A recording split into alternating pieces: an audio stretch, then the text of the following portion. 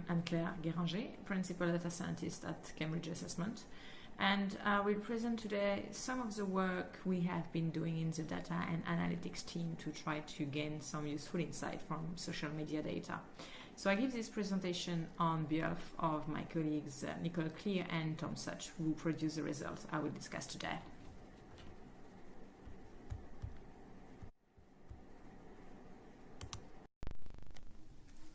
So we'll talk about three different case studies. The first one aimed to understand better candidates' use of Twitter for pre- and post-exam conversation. And I will go fairly quickly through this one as it has been published in 2017 and disseminated before. Next, I will talk about the work we have recently been doing to collect education-related tweets on a much broader scale. And finally, I will present some analysis on our Yammer examiner community. So the first case study has been published in a Research Matter article that I invite you to read if you are interested in knowing more about the methods and the result of that analysis. So Twitter, as you know, is an online news and social networking service on which users post short messages known as tweets.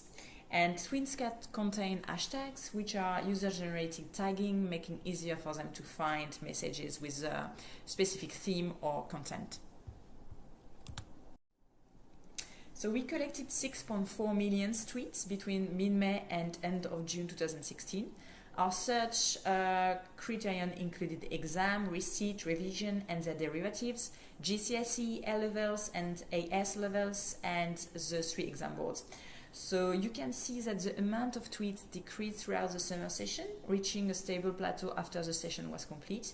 And this may be because large entry subjects are often scheduled as early as possible to facilitate marking, but also maybe because students are more excited at the beginning of the session for their first few exams than at the end. We can also see a weekly cycle of tweets increasing from Saturday until the beginning of the week and then decreasing again. So this figure shows the number of exam-related tweets containing selected subject-related term search on each day during the exam session, and each of them is represented as a calendar for each subject.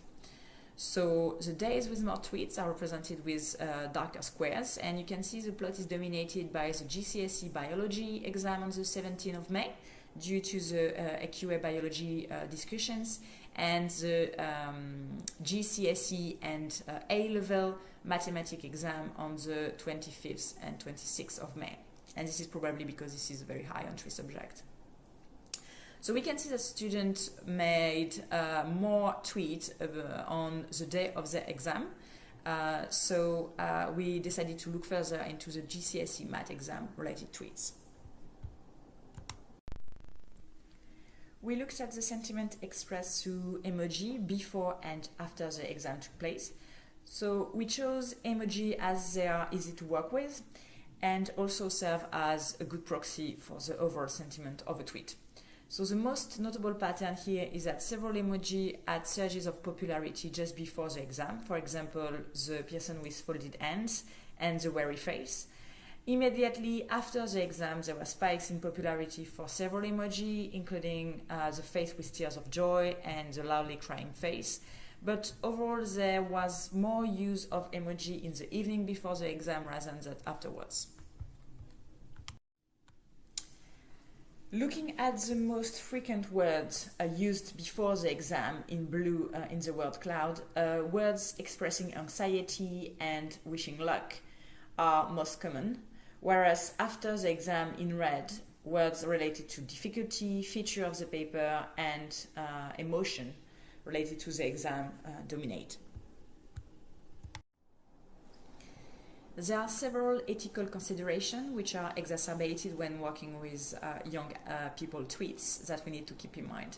In particular, they may have a different understanding of privacy than what would be expected of adults, and the social media privacy landscape is very complex anyway, so we need to be very careful about traceability when reporting our result. Here we discarded all unnecessary data, including username and location, and only carried out high-level numerical analysis, so no reporting on any at the tweet level.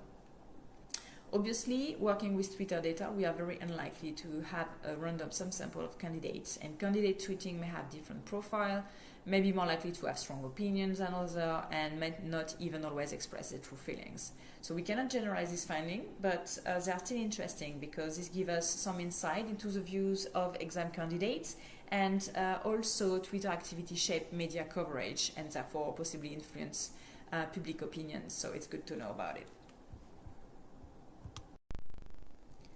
So following on this first project, we wanted to collect Twitter data on a much broader scale to investigate other research questions relevant to education and assessment, including questions that may become relevant only in the future and that we are not able to formulate yet. So this is data that we are likely to use for our regular data Bytes series, which are available on our group website. So watch this space if you want to know more about it. So we want to collect Twitter data continuously, meaning that we need big data tools to be able to store, process, and analyze it all. So we implemented the workflow onto our data lake, which is a scalable cluster of commodity hardware that we can use to store unstructured data. So we start with our term search file. This search file can be updated as much as needed to capture new terms, new hashtags, and this search criteria will be saved in the output in order to be able to trace which search was used for each tweet. The query then is submitted to the Twitter API, and we receive a JSON stream of tweets that is checked for virus and then transferred onto JSON file. For those files are then moved from the Hadoop Edge server to HDFS, the Hadoop Distributed File System. So we then use Spark to analyze the tweet, and R was used as well for the visualizations that I will present today. Since starting this in July, we collected 12.5 million of tweets so far.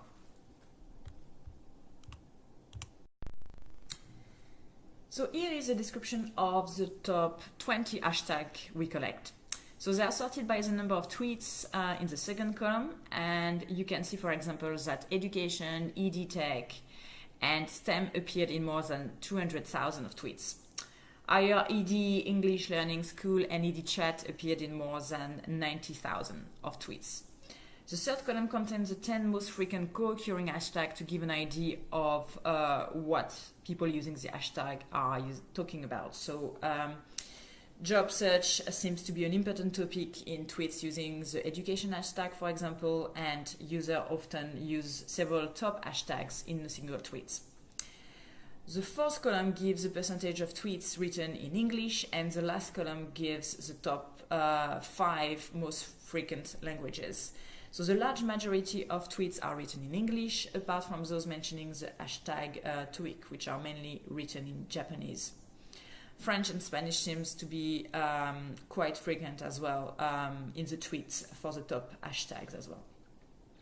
So looking at the average number of tweets per user for each hashtag, we can see that user tweeting the hashtag essays tweeted 36 times on average this hashtag over the 2 months we collected the data for, compared to 1 to 6 tweets on average for the other hashtags. So they are very active users when they are using these hashtags.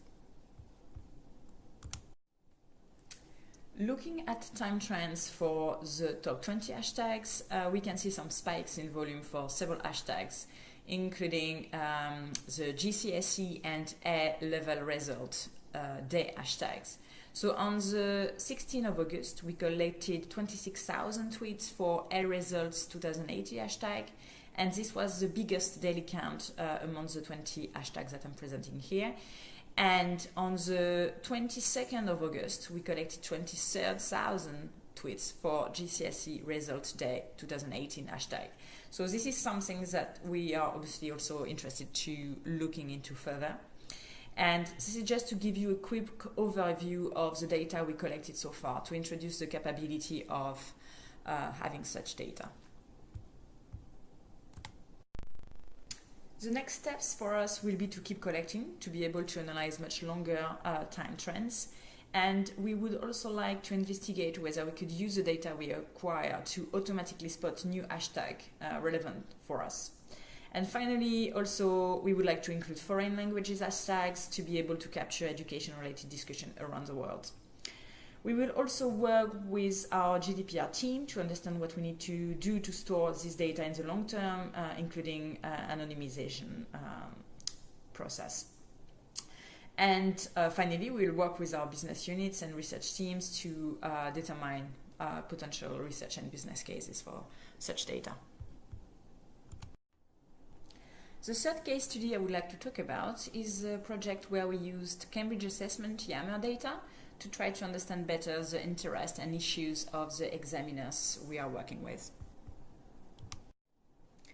So Yammer is an enterprise social network where users within an organization can share messages, follow one another, create and join groups of discussion.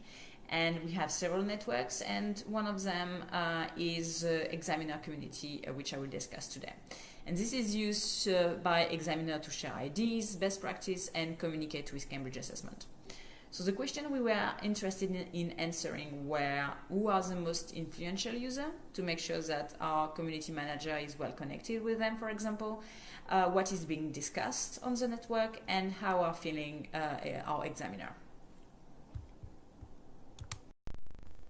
So we queried the Yammer API to collect messages and information about the senders, replies, group followers, likes, and so on between January 2014 and March 2016. So we collected more than 10,000 of posts, most of which were posted by the 1,200 examiners. And the 20 Cambridge Assessment staff members each posted over 100 messages on average, compared to 6 messages on average for examiners. So we can look at network diagrams to have a quick overview of the structure of the network. So each node represents a user, red for Cambridge Assessment user and blue for examiner. And for the reply network on the left-hand side, for example, the size of the line from the message poster to the user to whom they are replying is proportional to the number of replies.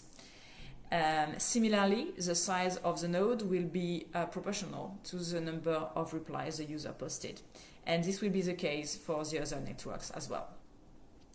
So the reply network is very large, and ages representing less than 3 replies have been hidden for clarity, otherwise it was not really readable.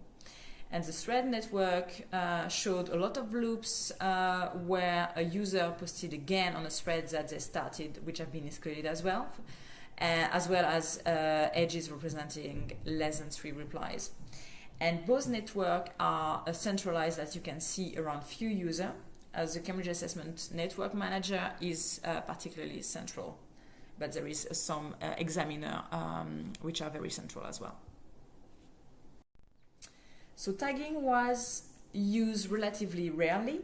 Most case it was Cambridge Assessment users tagging external users, and the network of shared posts is the smallest that I will present here. So there are a large number of loops where a user shared their own post, for example, on a different group to attract attention. And the only substantial relation between users is that the Cambridge Community Manager seemed to share posts made by others. So the network of followers on the left-hand side is dominated by 3 Cambridge Assessment users who followed and were followed by a very large number of users. And there were very few instances of external users following each other. So the network of liked messages on the right-hand side also shows domination by a few users, including Cambridge Assessment staff, but also some external users. 2 in particular has had very strong tie based on liking each other's posts.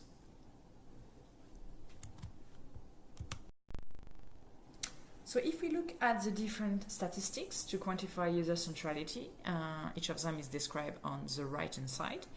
We can see that the most central users are Cambridge Assessment staff members, especially the community manager, which is the user number 1. But we can also see some external users, such as user number 6, 7, and 8, playing a very important role in the network, and they are present in the top 5 most central user on multiple graph for multiple measurements, therefore. So now that we know who are the most influential users, we can look into our second question, that is what users are talking about on the network. So the 7 topics model using latent Dirichlet allocation have been ordered by descending volume, and they are ARM assessor technicalities, general marking process, Yammer technicalities, pay and expenses, Yammer community engagement, career and profession, and subject-specific topics. So user wrote longer messages when talking about career and profession, marking process, and subject-specific topics than for the more technical topics, ARM assessor technicalities and Yammer technicalities.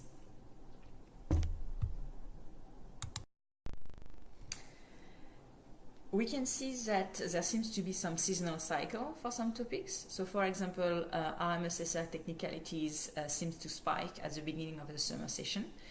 General marking process is also more prevalent during the summer session. And other topics such as career and profession, Yammer community engagement, and Yammer technicalities seems to increase once the heat of the session is over. To look at our final question, our examiner's feeling, we looked at sentiment using a dictionary approach. So the measure of sentiment across time on the left-hand side is scaled, so that the maximum possible value is 1 if all words posted in messages in a particular month were associated with a positive sentiment, and -1 if it was all associated with a negative sentiment. So you can see that the sentiment overall is close to neutral to slightly positive, with a drop of slightly negative sentiment during the 2014 summer session. And the sentiment improved and became neutral for the summer session of the following year. On the right-hand side, you can see the topics which were more likely to be mentioned with positive sentiment in blue and negative sentiment in red. So examiners seem to refer positively to the assessor community and the role they play in teaching and assessing candidates. And conversation mentioning time pressure to mark scripts were more likely to be associated with negative sentiment. So just to mention a bit the limitation of that project, of things we could do if we had more time. So first of all, we could extend the analysis by breaking down the analysis by group, by user type, or use alternative methods to model the topics. We also need to keep in mind that we use the dictionary approach to determine the message sentiment, where words are classified as either positive or negative. This is an imperfect solution which cannot capture subtle nuance in the language, such as sarcasm or humor, as a human would. Also, we don't have any information on inactive users. Are they reading content? Which content? How often are they logged in? We don't know any of that, and this would have been very useful as well. Despite of that, this project already allowed us to provide a regular automated monitoring report to support the Yammer community manager in their decision, which was already a good step forward. Next, we would like to continue to research examiner communication, but this time focusing on marking related messages between examiners and the team leader during the exam session. Thank you very much for your attention.